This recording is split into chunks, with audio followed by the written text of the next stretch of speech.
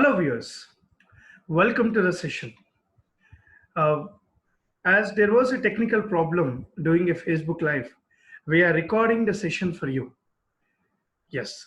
So I once again welcome Mr. Raghavendra, who is a policy analyst, columnist, and also a teacher who takes classes for civil service aspirants. So let us hear from Raghavendra directly about public policy discipline or space in India, as well as different fellowship programs which we have in the country. Yes, Raghu, welcome to the show and go on. Thank you, Satish.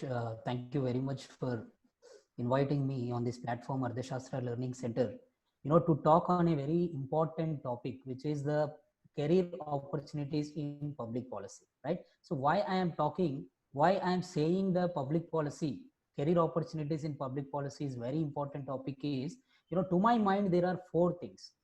First thing is, as far as, I have seen, there is a lack of awareness on the public policy domain, the public policy as a discipline or public policy as a career. It is really unfortunate because the public policy as a field, it really impacts the day-to-day lives, be it your social life or be it the political life, whatever it is. Even the economic life, the public policy impacts our lives in a significant manner. So it is very important, even though people are not exploring the public policy as a career opportunity, it is very important that they at least get to know about this field and what is public policy.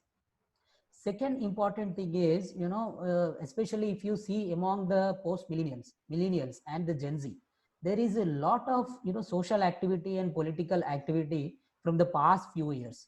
You Right. take the anti-CIA protest, or the earlier the India against corruption movement or the Nirbhaya movement. It is at the Correct. youth which is at the forefront of these movements.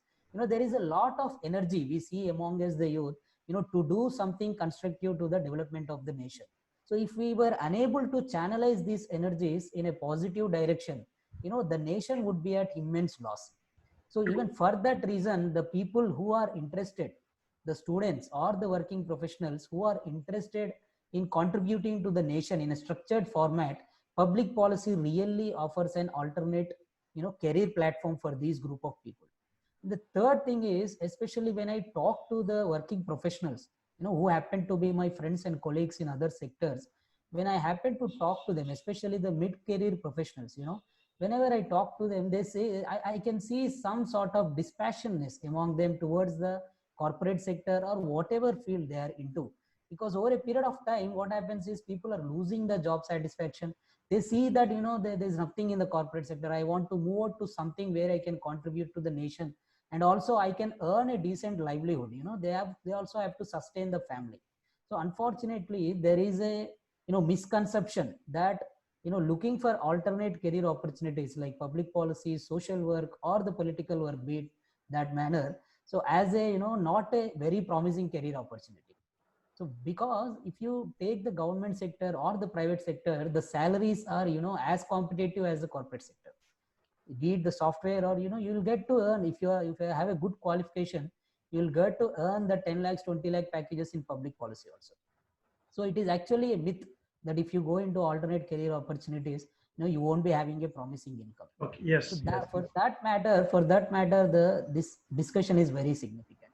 And even among the UPSC aspirants, I have a experience with the UPSC aspirants from the past 3 to 4 years, and as you rightly mentioned, I also take lectures and classes in the civil services institutions. As part of this process, I have interacted with many UPSC aspirants, and I have seen many aspirants who got stuck in this process for 3 to 4 years.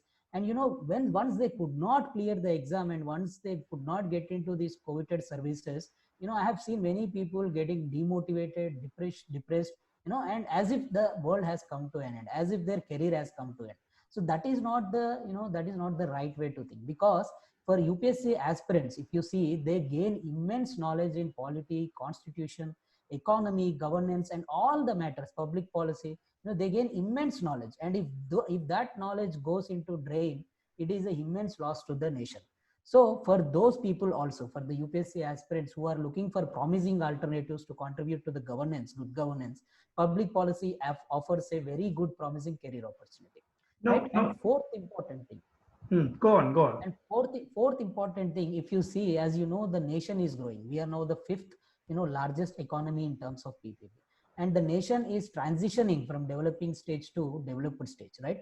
So in this process, there is a lot of demand for public policy professionals.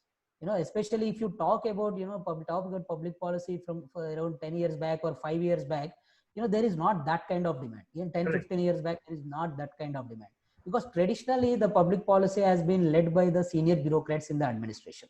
But now the field is getting open to the public policy professionals, right? Especially in India, the Indian government, be it the government of India, be it the state governments, be it the private sector, non-profit sector, lot of jobs are getting created and lot of demand is being generated for the public policy professionals. So if someone is looking to make this as an alternate career opportunity, this is the right time to get into. And that is the reason I'm thanking you for inviting me to this platform to talk on this very important topic.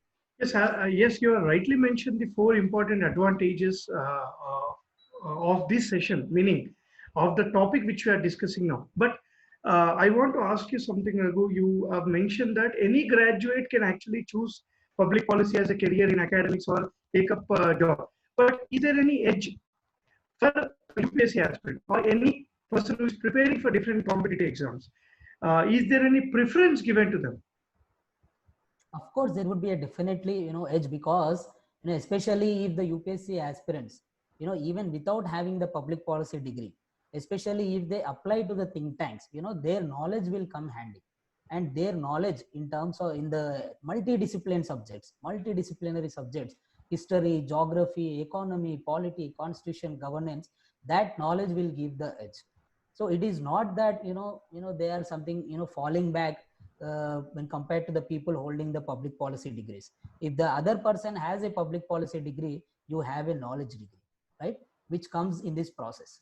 So these taking advantage of this in the filtering process, and especially when you go to the personality test, the showcasing of your knowledge will give you a definite competitive edge, extra edge. Great. So we will take this session forward with two components. One, public policy as a discipline in academics, and after doing any MS or a degree, what are the career opportunities there? The second one, even now, without any degree, without academics, can a graduated UPSC aspirant have any opportunities in different policy think tanks or whatever it is? So let's start from the first one. Correct, Satish. See, if you take the first component, which is what are the courses available, what are the courses available in public policy, what are the degrees available in the public policy. In that matter, most of the universities offer the masters in public policy program. So depending upon the university, it may be a 2-year program or it may be a 1-year program. And as I said earlier, degree is the minimum eligibility condition to get into the masters in public policy program, right?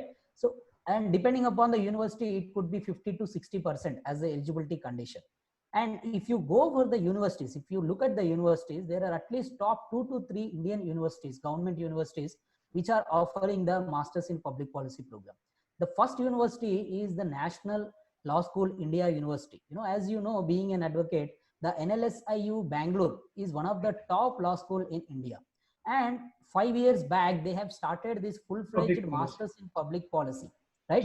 Which is a very important. Yes, it is a very important course that that was the need of the hour at that time, and NLSU rightly introduced the program at that time. And as I said, degree is the minimum eligibility condition, and there is no work experience required. The beauty is you only have to use your knowledge, especially the UPSC aspirants and who are well versed with essay writing, because the application process, it has short essays as one of the component. So they definitely have the edge. So this degree program, the Masters in Public Policy 2-year degree program from NLSU, is very important program that I recommend to the aspirants and other other people who are looking into public policy. Second important institution is the Tata Institute of Social Sciences. So these are the institutions I am mentioning right now for freshers. Later on I will mention for the experienced people. So the second important institution is the Tata Institution of Social Sciences. As you know, it is there in Mumbai and Hyderabad. So they offer an N number of courses in social sciences, political sciences, and public policy especially. So they have a 2-year masters in public policy program. They have a masters in social work also, who want to get into the NGOs and contribute in a professional manner. So these two courses are very promising in Tata Institute of Social Sciences. And again, as I said, it is for freshers with just a degree. With just a degree and with some minimum percentage, you can apply, and based on your application process, you will be called to the interview thing, and you will be selected on that. And the third one, and if you come to the private universities, there are many private universities which are offering the public policy. The first important one is the OP Jindal School of Governance and Public Policy, which again offers the 2 years degree in it's a liberal study, 2 years degree in public policy and liberal study. Again, degree is the eligibility. There will be an application process where you will fill the online application form, and you will go through the personality assessment, and you will get the admission. Okay. And the second important one is in the private sector, Azim Premji University is there. Azim Premji University is also offering masters, 2-year masters in governance and public policy. The similar way, there are other institutions developmental like studies. Yeah. Similar way, there is other institutions like MIT School of Government. MIT School of Government is particularly important because it is the only institution which offers a hybrid course. What I mean by hybrid course is they offer the public policy and governance, and also they offer a political leadership course. The political leadership course is, it will provide the opportunities in the political field, especially if someone want to become a political analyst or the political campaigner. Especially after 2014, the Modi has brought in this, professionalism to the political campaign. Lot of opportunities, be it the India Political Action Committee or other many organizations have propped up, which are, giving employment opportunities in digital campaigning, political campaigning. The MIT School of Government is such institution which provides the political leadership course. Right. So using that, the network of the MIT School of Government, and I happen to the alma mater of the MIT School of Government, that offers you, the network also offers you very promising career opportunities. So these are few public policy schools and political schools, but freshers who don't have any experience. But there are other important public policy schools, especially the ISB Hyderabad. The ISB has also started public policy, structured 12-year public policy PG program. It is for, yes, it is for the mid-career professionals who are into government sector, the Public Service Commission, state or central, and also the senior leaders in the private sector, mid-career professionals in the private sector, and also people working in think tanks. They also can apply, but the minimum experience required is 5 years. So 5 years you will get they have a consultation, they have a collaboration with the Fletcher Public Policy School, which is regarded as a top-notch public policy school, across the world. So they have their collaboration with that university. So people who have certain experience, be it in the private sector, who are looking for a field shift and who are looking to gain certain expertise, they can apply for the ISB School of Public Policy.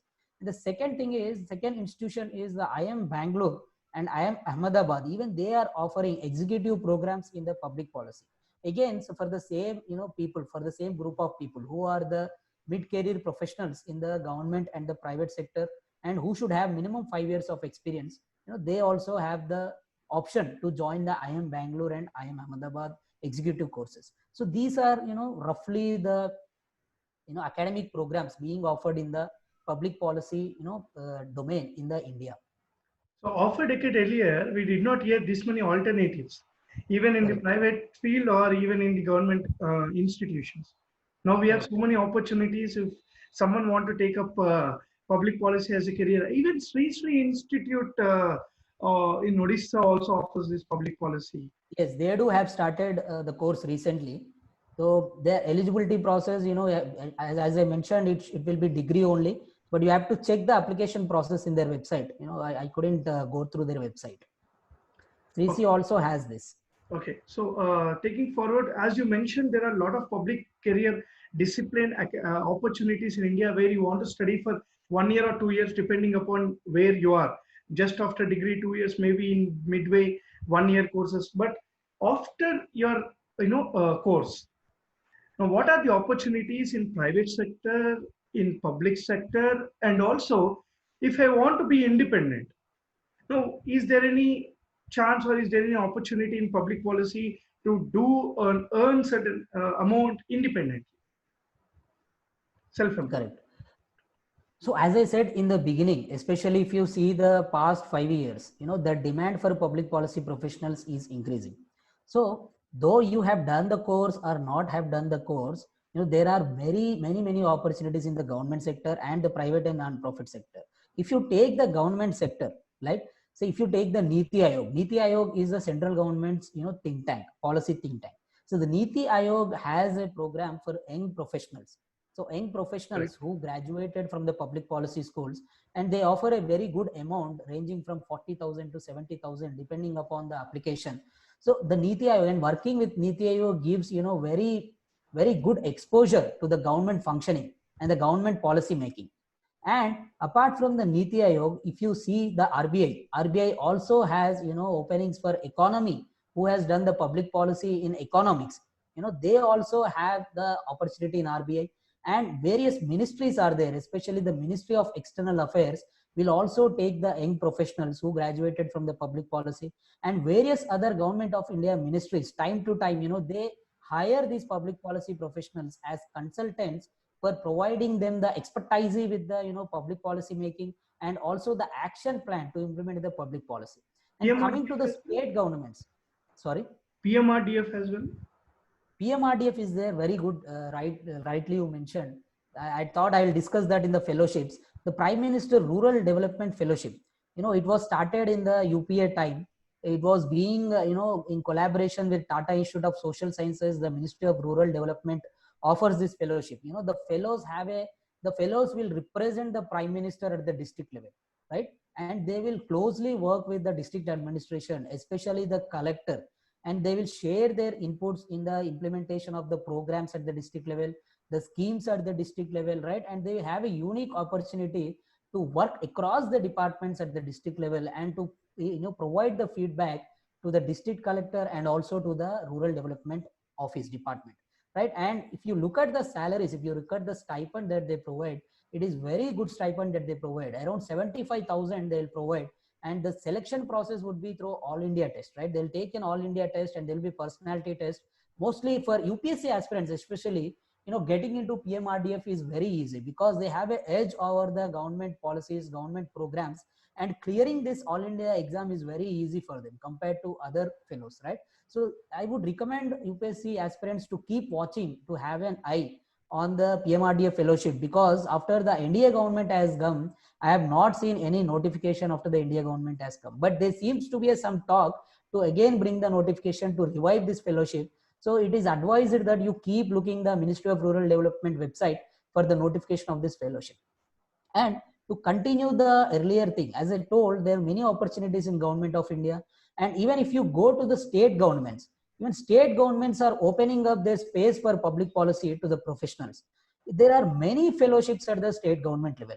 First thing that comes to my mind is the Delhi government's Urban Leadership Fellowship, right? Again, this is with no experience, or definitely if you do the public policy course, of course you will have the edge. But even if you have not done the public policy course, depending upon your knowledge level, you can as well get into this fellowship, right? So this Chief Minister Urban Development Fellowship is for young professionals who are interested, again, in implementing the policies, schemes in the Delhi government. It is not that it is open to only for Delhi people. It is open to even the foreign players also. Foreign students also can apply, and Indian students can also, from any state, they can apply. And if you look at the salary level they are providing, they are providing from 75,000 to 1,25,000 depending upon the level of seniority. It is very good. It is comparable to corporate sector salaries. Yes. And particularly, they'll get at least 2 years time to directly work with the Chief Minister office and other minister offices, and directly, look into the execution of the projects, policies, and contribute, give a feedback to the,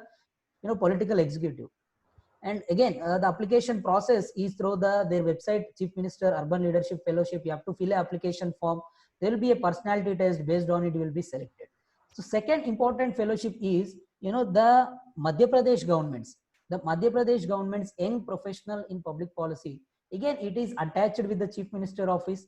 The format is similar. You will be, you'll be dispatched to the district. For every district, there will be a professional who will be coordinating with the district administration, and he will act as a link between the chief minister office and the district administration. The third thing is in Maharashtra also, the Maharashtra chief minister, when Devendra Fadnavis was the chief minister, he also started a fellowship for the young professionals, but they have a qualification for Marathi language. So if any Marathi people are there, they have a definite edge on it. So again, the format is same. You will be posted to the district and you will be acting as a fellow of chief minister, will be working on the district administration, right? And next important fellowship is with the Haryana government. Haryana government has some fellowship called Good Governance Associates, right? They'll be directly recruited and again directly posted to the district. They will act as a link between the CMO and the district administration. So these are various fellowships within the government sector. These are only Even in we the have government something in sector. Andhra Pradesh, similar thing in Andhra Pradesh. Similarly, in Andhra Pradesh, very rightly you reminded, in Andhra Pradesh, we have something called Economic Development Board, right? When Sri Chandrababu Naidu was the chief minister, he started this Economic Development Board, and at one go, they have recruited around 40 people from the Tata Institute of Social Sciences, Yes. all the graduates from the Tata Institute of Social Sciences, and they have provided, as far as I know, they have provided the starting salary as 40,000, and they are offered very good 25 to position. 40,000, yes. Very good positions they have offered in planning department, right? This is attached to the AP planning department, and they have provided very good opportunities. They'll be directly working under the OSD of the planning department, who will provide insights on the policy making. So also would advise the aspirants to to keep looking to the Economic Development Board just to check what are the recent openings and all, right? Even we have something in Telangana. So Telangana government also started similar thing, T-up and V-up, and they have attached to the Rural Development Ministry, and there are some fellowships in all these three departments, three ministries and all. Correct. So the format is more or less similar. The point I'm trying to make is, the state governments are opening up to the public policy field. So the UPSC aspirants or any other people looking for the policy career opportunities need not become demotivated or need not become depressed. They have many opportunities. They can apply to this fellowships and they can get into the direct policy making. So even if you get into the IAS, at the initial years you won't be contributing in the policy making. At the district level, you will be more or less implementing the schemes and policies of the state and central governments. Yes. Only in the higher levels, only once you go to the level of the commissioner, principal secretary, director, and other secretary positions, you will be directly contributing in the policy making. But if you look at these fellowships at the beginning only you will get into the policy making, you'll get the insights, you will directly share the insights with the top leadership in the state governments, be it the bureaucratic leadership or the political leadership. So these are the opportunities that I mentioned in the government sector. But if you look at the private sector, even private sector is offering many opportunities for the public policy professionals, because where the private sector need the public policy professionals is private sector need these guys as an interface with the government, right? So they need to act as a link between private sector and the government, especially the regulatory domain. As you know, government regulates the multiple facets of the private sector. And in India, especially, the regulatory burden is heavy. The private sector has to go through multiple regulations, to get the permission to start the business. Even after starting the business, they have to they have to do multiple compliances with the Companies Act, etc., etc. So what these public policy professionals will be doing in the private sector is, they'll be in constant touch with the bureaucrats, with the regulatory commissions, and with the top, officers in respective ministers, who will be discussing the regulatory burden, who will be discussing the regulatory reforms, the ease of the doing business, what are the hurdles for the private sector in business, and they will be they'll be part representing the private sector in front of the government. So mostly it is this interface role that the public policy professionals will be playing in the private sector. And if you look at the internal dynamics of the public, just a minute ago, I mean, we do have certain private sectors, as you mentioned. Can you give us some example like Deloitte, KPMG, or any other? There are these big four companies, as we know, the KPMG, Deloitte, PwC, and other thing. They have this, especially they aggressively recruit exactly. So they aggressively recruit, the public policy professionals at managerial positions, right? So as I said, this interface role between the government in these big four companies, they will play this interface role. And internally also, they'll ensure that the organization is complying with the public policies, pertaining to that field. So it is both the compliance role and representing the, organization's point of view in front of the government.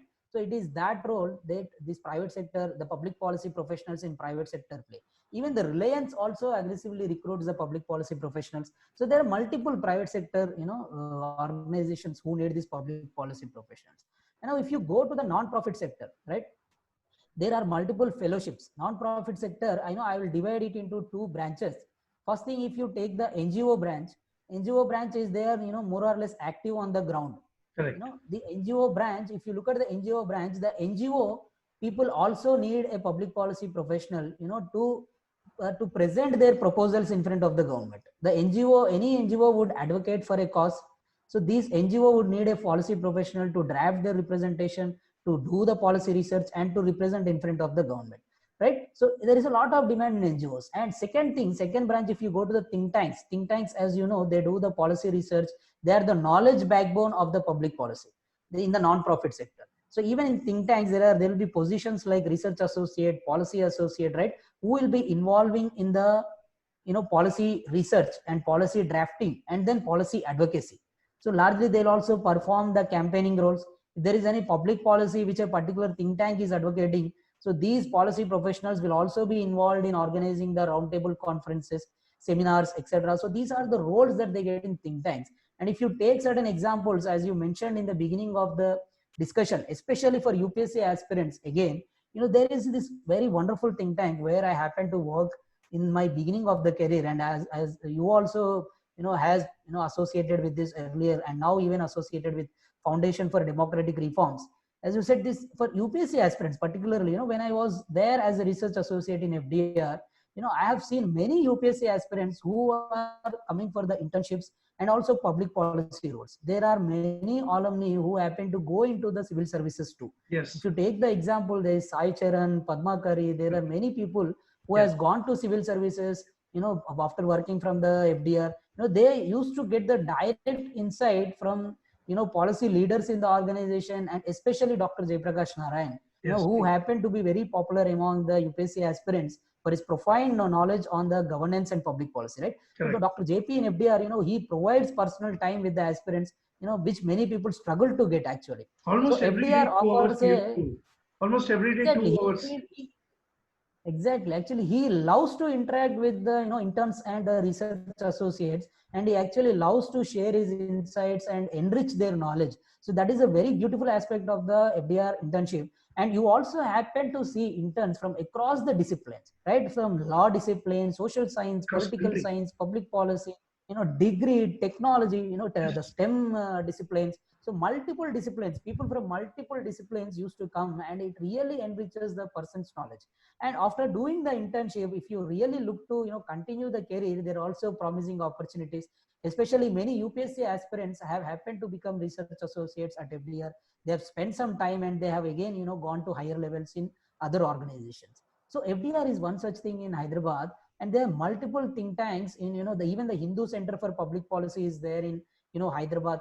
They offer fellowship roles for the public policy professionals, and even the UPSC aspirants could also apply given the edge that they have on their knowledge front, right? If you go to Delhi, CES we have CES is their Center for Economic Social Sciences, very rightly pointed out. CES is also very good, very good academically. If you take, very good institution in Hyderabad, which also provides a career opportunities in this field. NIRDF. And if you go exactly NIRDF, and if you go to New Delhi, there's slew number of think tanks. If you look at the public policy think tanks field in India, it almost comes second or third in the world. And Delhi is always live, always happening with the think tanks, knowledge, discussions, seminars, conferences, right? So there are many think tanks who offer. I have seen many UPSC aspirants who also happen to go into the think tanks and who happen to work in think tanks, contribute in public policy. There are think tanks like Center for Civil Society, Center for Policy Research, ICRAIR, and also the Association National Institute for Public Finance and Policy. Sorry, Satish. ADR, Association for Democratic Reforms, especially people who are interested in political research. Association for Democratic Reforms is, the organization which you see always in the news, where they disclose this, criminal antecedents, educational qualifications, property assets of the MLA candidates, MP candidates, where you can take an informed decision before the voting. So ADR is that organization. There is also the PRS organization. PRS organization, it also, it is on the legislative research. Legislative research is the parliament work. And as I'm talking about the PRS, I'll also slightly mention the LAMP fellowship, which is the Legislative Assistant for Member of Parliament fellowship. That is, being offered by the PRS. It is been there since from the past 10 years. Very important fellowship. Why I'm saying very important fellowship is, what does this LAMP fellowship does is, it attaches the fellow with a member of parliament in assisting the member of parliament in, drafting the private member bills, assisting the MP in his parliament research, assisting the MP, to ask questions in the parliament, Start question, ask questions in start the question. parliament. Exactly, public importance questions, because the MP, given his busy schedule with the constituency and other thing, the legislative assistant would come very useful for the MP. And PRS is one such organization that is providing this LAMP fellowship to the, MPs, right? There So they is also have a an age stipend limit component. for this, I guess. There is an age limit for this LAMP The fellowship. age limit, I think it is around 27, but I would advise to check in their website, 27, because most of these fellowships, are interested in the young people. So they usually have a cutoff of 27, 28, 29 in the, similar range. So, but for specific things, you need to go into their website and check their website. So PRS LAMP fellowship is one such promising thing. So in this think tanks, non-profit, as I mentioned, just to summarize, in government sector, Bengaluru, there are few think tanks which you can throw us light. Yes, correct. So in Bangalore, if you take the Takshashila is there, and the Ramaya Institute of Public Policy Center is there, and even in Kochi, South India, Kerala, Yes, if you take, the Center for Public Policy Research is there, which is a very good think tank. So wherever you are, in most of the states, think tanks are expanding, new think tanks are coming, and even universities per se are also establishing their knowledge centers, which also acts as a more or less as a think tank manner, right? So wherever there is no think tank, there are university chairs are there where you can go and do some research and contribute to the public policy. So these are the wide number of opportunities. Raghu, we have seen these think tanks also offer 3 months, 6 months, or 1 year diploma courses. So even a learner or any UPSC aspirant can also directly take up these, and they can have any career option afterwards. Yes, of course they can go. If you take the Center for Civil Society, the Center for Civil Society has a 2-month, in-house researching reality program.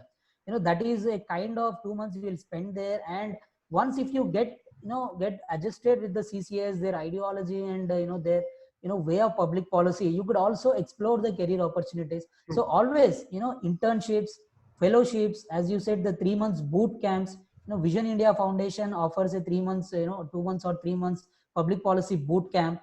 All these fellowships, boot camps, the 3 months program, 6 months program. There is also a I-policy program, 3 days I-policy program, which is, offered by the Center for Civil Society.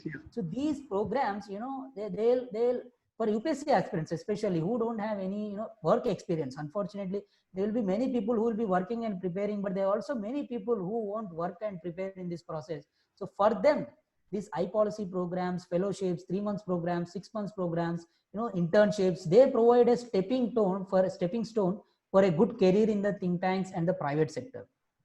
Raghu, I just have to ask this. Fine. So a UPSC aspirant, if you want to look into the career, they have these many opportunities. They can directly go into a job or government sector or whatever it is. How these think tanks or how this public policy academic discipline is useful for his UPSC exam or any competitive exam? Will it be very much useful? Directly linked, as we were mentioned, uh, uh, the FDR fellowship or internship program is very much useful for UPSC aspirants. What I know is they get interactive with Dr. Jayaprakash Narayangar every day, so they can easily do their interview. They can easily take the points and write in the main answer writing. So Takshashila or CCS or whatever the think tanks, whatever it is providing, is it useful for Is UPSC preparation as well? Definitely, it would be useful because, as I mentioned, past alumni of the, as you rightly said, the FTR, and other think tanks also, they have after interning and often after working with these think tanks, they happen to go to the state and central civil public service commissions. Because why I'm saying is they definitely have a urge in polishing their answers, in answer writing, adding few specific points. Because in UPSC, if you look, ultimately if you look at the answers of 10 people, so most of the around 7 to 8 points, if you will see the common points. Because what most of the UPSC aspirants do is they'll pick up the coaching institute material, and and they'll most of the people, they'll go through the same points. It is a it is a revised material, it is a repeated material in Standard, every traditional. institution, in every coaching institution, and aspirants really struggle to have 2 to 3 unique points. And having 2 to 3 unique points, especially in answer writing, will provide 1 or 2 marks as an edge. And as UPSC aspirants very well know what is the importance of 1 mark and 2 marks in their exam, right? It will either put you in the list, or it will either throw you out of the list, or it will either put you in the IAS, or it will either put you in the last service of the UPSC, right? And also, as you rightly mentioned, the interview aspect, especially when you intern with these think tanks, or if you work as a research assistant or research associate with these think tanks, even for a brief period of 3 to 6 months, right? So the insights that you gain from the policy leaders and other experts in the governance, that will really widen your knowledge base. As far so far you will be only accustomed with the bookish knowledge. But once you get into these think tanks for even for few period, because there are many UPSC aspirants who have cleared mains and who have come to the internship for 2 months, 1 month at FDR, just to refine their knowledge and just to channelize their knowledge in a right way, so that they could handle the personality test with very confidence. And as I have seen personally, many aspirants have benefited out of this program, at the interview test. Thank you. That's a very good information you have provided, Raghu. Thanks a lot. So if someone want to contact you for more details, can you share your email address so that it will be very easy? I would definitely share, Satish, but before we conclude, there is one more important thing that we need to discuss. It is about the fellowships, because we have discussed only the government fellowships. Okay. Right? Okay. Yes, go on. So this is You're talking particularly about for India. this is particularly for the UPSC aspirants. Correct. Because these fellowships are readily available, even if you are not even if you have not done the public policy course, right? So these fellowships you can directly apply. So there are 4 to 5 very important fellowships that every UPSC aspirant has to make note of. Please. And other youth who are interested in the social change through public policy, these fellowships are open to all who have finished the degree, right? So the first important fellowship I already mentioned about the LAMP fellowship when we were discussing the PRS. And second thing is the Gandhi fellowship. So this Gandhi fellowship is offered, a New Delhi based Piramal group offers this Gandhi fellowship. And this fellowship is for people who are looking to create a change, in the education sector. Right? As we all know, the new education policy has come recently, and we all know the standards in the education learning outcomes are very demotivating, right? Every year we see the learning outcomes are falling drastically. Correct. Children are going to the school, but they're not learning anything. So it is irrespective of the government or public sector. So it is only out of compulsion people are sending for private sector. But even in private sector, the quality they are getting, especially in the low income private schools, is very pathetic. So this Gandhi fellowship is an intervention at this level. So the Gandhi fellows who are recruited to this fellowship, they'll be directly posted in the government schools or in the low income private schools, and who will have the opportunity to teach themselves directly, and also to improve the school processes and administration processes in coordination with the headmaster, right? So they can improve the learning outcomes. It is directly they will have an impact on the children and on their learning outcomes, especially the undeserved communities, because schooling is something that that has become a privilege. Only people who are able to buy it in the international schools, they are getting the quality. But the undeserved communities, or the communities that could not afford the costly education, the quality in these schools is very pathetic. So these fellows will really have an opportunity to impact their lives, impact one generation, right? So they can apply this Gandhi fellowship. They Similar also are offered 40,000 per month, if I'm not wrong. It is not 40,000. As far as I know, they provide some 20,000 for living expenses, and some state governments also provide a matching grant, because it is not compulsory for all the state governments, but very proactive state governments, especially the Telangana, when it comes to Teach for India fellowship, right? I'll come to it next. So they'll provide a matching grant, which will provide a decent living income for the person, right? Okay. So the second important fellowship in the education space is the Teach for India fellowship. Again, Teach for India fellowship, it directly provides the fellow the opportunity to create an impact on the children, to teach directly in subjects like mathematics, science, etc. Right? So they'll be providing some 25,000 stipend. So I think the applications are yet to open in September. Usually it opens in September. So people who are looking for immediate fellowship, they can easily apply for this fellowship, right? And Very that is interesting urban fellowship. government schools, if I'm not wrong. Mostly in urban schools. Urban. Mostly in urban schools. Mostly in urban schools, fellows are posted. And the other fellowships, the American India Foundation fellowship, where the fellows will be attached with certain development institution. And there are other fellowships like Young India Fellowship. Young India Fellowship is being offered by the Ashoka Institute, right? It is like, again, Young India Fellowship is not exactly a learning, not exactly a earning fellowship. It is more a learning fellowship, right? So the person will be learned, the person will be well educated throughout the fellowship in the the liberal policy, liberal courses, and whatever the public policy is there. So but it is a free of cost fellowship, right? You are getting knowledge, you are getting a PG diploma for free of cost. It is called a fellowship, but it is more or less a PG diploma, right? So these are certain fellowships which SBI fellowship as well, right? Sorry, SBI fellowship. the SBI fellowship is also there for public policy professionals. Even for young fellows, they offer this fellowship. So but mostly the fellowship gives insights into the economic and financial economy part of it, right? So it is not a generalized one, it is a specialized one. Even Niti Aayog has offered few fellowship Niti programs. Aayog, Niti Aayog we mentioned in the beginning, if you remember. Yes.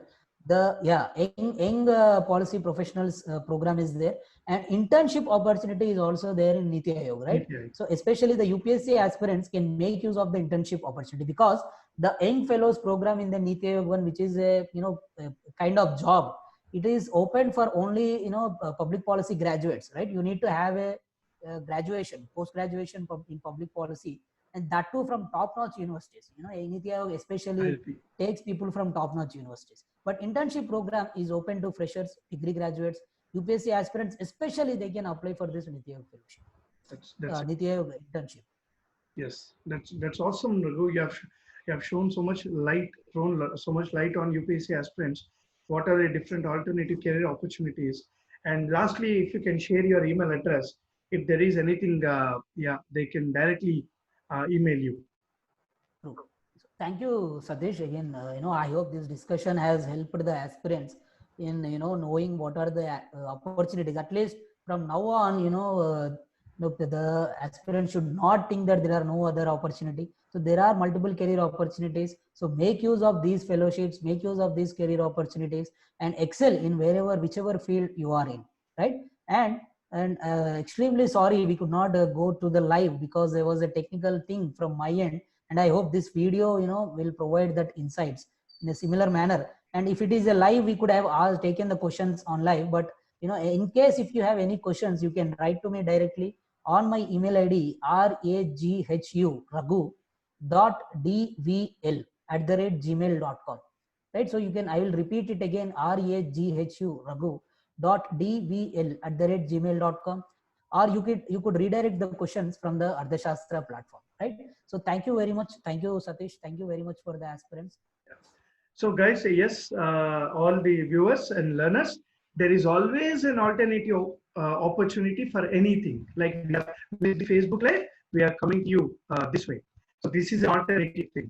So don't get disappointed. So just excel in everything, anything which are doing it. And thank you very much. I'll see you guys in the next session, maybe in a Facebook Live, maybe next Sunday at 11 a.m. Thank you. Jai Hind.